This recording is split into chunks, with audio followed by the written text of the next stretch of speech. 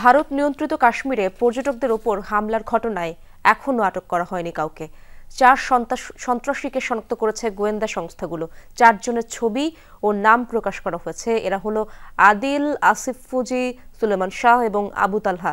ভারতীয় গোয়েন্দা সূত্র বলছে, মঙ্গলবার পেহেলগামে হামলাকারীর সংখ্যা ছিল 5 থেকে 6 জন। এদের মধ্যে অন্তত 4 জন পাকিস্তান থেকে এসেছে বলেও ধারণা করা হচ্ছে। বাকি 2 জন কাশ্মীরের স্থানীয় বাসিন্দা।